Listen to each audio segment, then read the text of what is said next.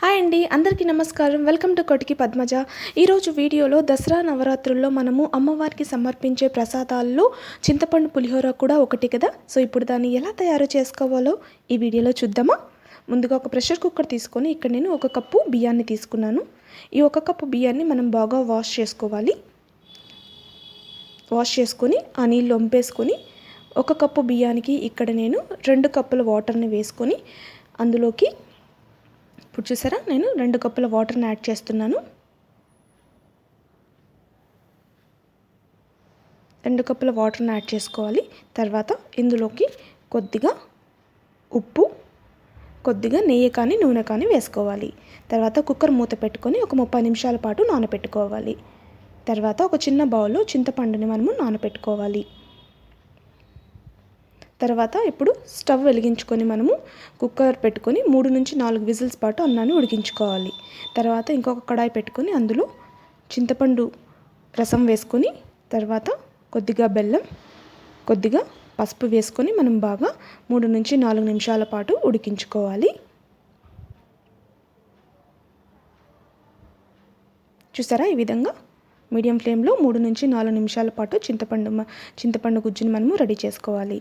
తర్వాత cooker whistle అంతా పోయిన తర్వాత మనము ఇలా మెల్లగా ఓపెన్ చేసి ఈ రైస్ని పక్కన పెట్టుకొని చల్లారబెట్టుకోవాలి.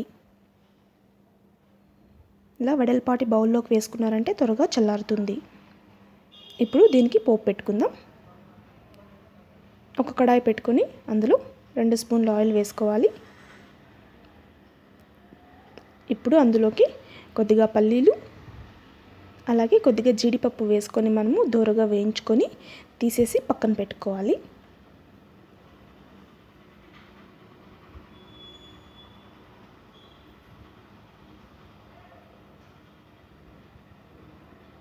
తర్వాత అదే ఆయిల్లోకి జీలకర్ర, ఆవాలు, పచ్చెనగపప్పు, మినపప్పు వేసుకొని దోరగా వేయించుకోవాలి. ఇప్పుడు అందులోకి ఎండుమిర్చి, కరివేపాకు వేసుకొని ఒకసారి బాగా కలుపుకోవాలి. తర్వాత ఇందులోకి కట్ చేసి పెట్టుకున్న పచ్చిమిర్చి వేసుకోవాలి. తర్వాత కొద్దిగా ఇంగువ,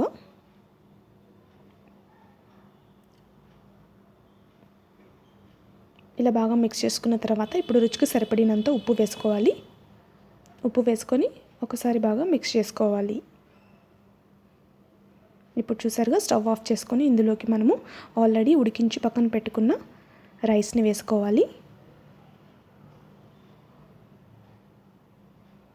తర్వాత మనం ఆల్రెడీ రెడీ చేసి పెట్టుకున్న చింతపండు పేస్ట్ని వేసుకోవాలి. అలాగే వేయించి పెట్టుకున్న పల్లీలు, జీడిపప్పు, చివరగా కొత్తిమీరని వేసుకొని బాగా మిక్స్ చేసుకోవాలి.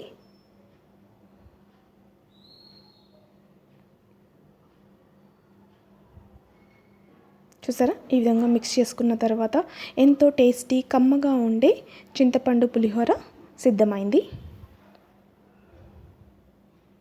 ఫ్రెండ్స్, చూసారుగా ఎలా ఉంది వీడియో. మీకు నచ్చినట్టయితే మీరు కూడా ట్రై చేసి మీ ఫ్యామిలీ మెంబర్స్తో ఎంజాయ్ చేయండి. Thank you.